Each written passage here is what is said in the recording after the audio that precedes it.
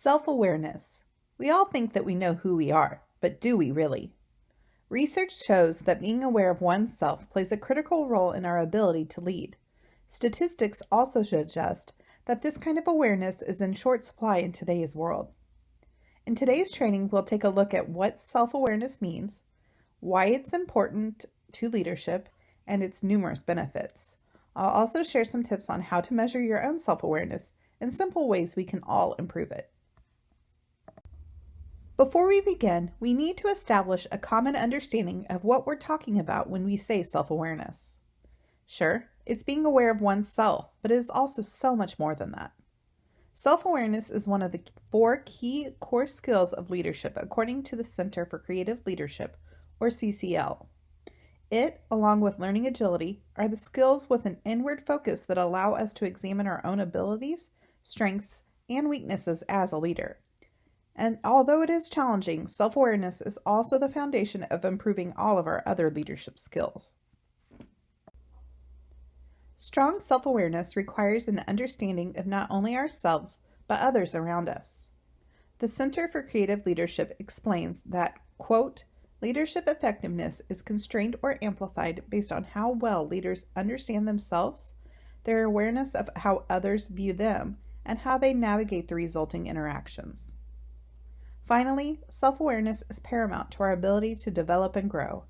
According to the MIT Sloan Management Review, it is consistently cited as the most important capability for the leadership development process. Let's break this down a little bit further. CCL has identified 4 facets of self-awareness. They are leadership wisdom, leadership identity, leadership reputation, and leadership brand. Leadership wisdom encompasses insights from our experiences that we can then, in turn, apply to the challenges that we face. We are best served when we do this by considering different perspectives. Reflection should include past decisions and behaviors, as well as our ongoing beliefs, assumptions, and biases. Identity. Simply put, this is who you are in the here and now. It includes our professional self and our personal self, or in this case, our Sir Thomas self and our personal self. Identity forms our interactions with others. It is made up of our given identity, the characteristics we have no choice in, like age or the color of our hair, our chosen identity, traits and skills that we can control, like our jobs or hobbies, and our core, the little things that make us unique, like values and beliefs. Reputation comes down to how we are perceived and judged by others. It helps us to evaluate and hopefully improve our ability to communicate with others. It can also come into play when we need to exercise our influence.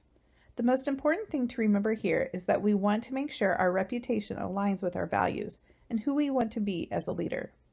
This may mean getting feedback from others and some additional self-examination work. Lastly, we have our leadership brand. This defines who we want to be and the path we will take to get there. Our leadership brand gives others an idea of our abilities. It should help us identify what sets us apart and then how we can share that with others. It also helps us to manage others' expectations of us. So why is self-awareness important? If our look at the 4 key components wasn't enough, let's consider other roles it plays in leadership. First, strong self-awareness helps set you apart. Findings show that there is a short supply of self-awareness among leaders, leaving ample room for growth. In fact, in Hay Group Research's study of 17,000 executives from around the world, they found that just 4% of men and 19% of women exhibited self-awareness. That means that if you're lucky enough to have this tool in your arsenal, you're going to stand apart. It also helps you to do your job better, whether that means serving as a manager of staff at work or leading a team of volunteers. People with more accurate self-awareness tend to perform better.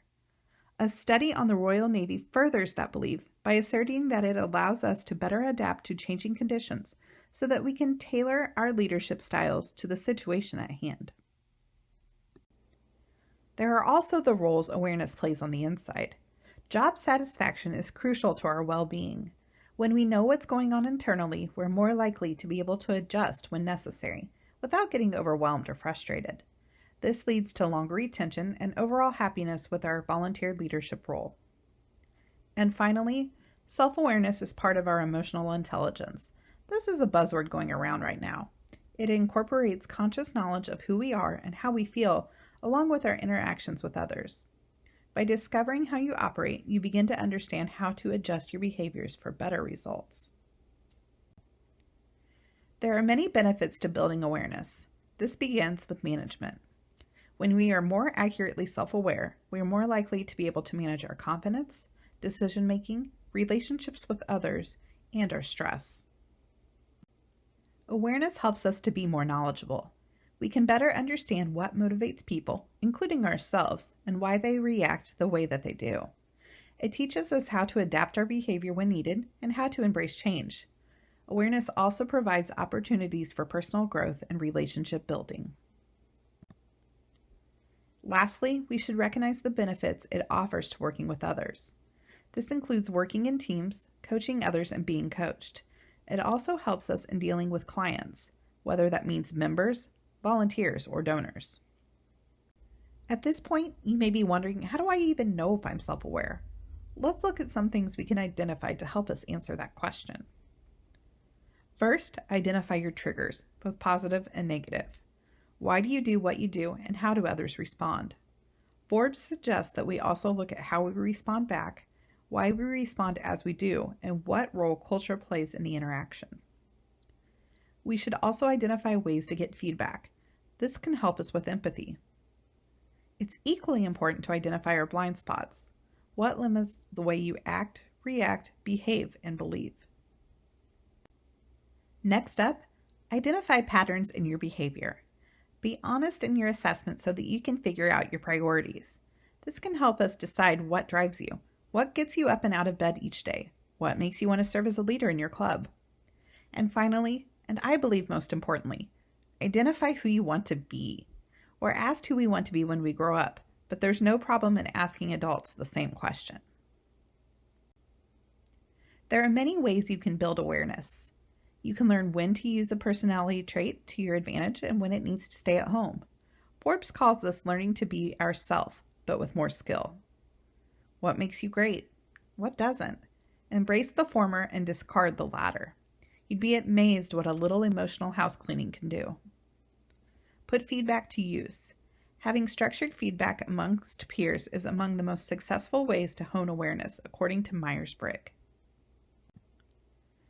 Consider being a coach and be open to being mentored by others. Lastly, try self-exploration.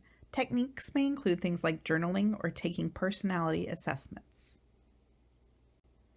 One thing to keep in mind about feedback is that it's not necessarily a two-way street, at least when it comes to being beneficial. As you hopefully remember, feedback among peers is a great tool for awareness development. However, on the other hand, Myers-Briggs found that feedback from a manager is actually one of the least effective ways to improve self-awareness. So while it is still among the most common ways that organizations may try to build skill sets, it is not always applicable or beneficial to all situations. And that does it for our look at self-awareness and the role it can play in leadership. You can find more information and training on this and other topics in our member center at Sertoma.org. You can also connect with other Sertomans in our members-only group on Facebook at the link on the screen.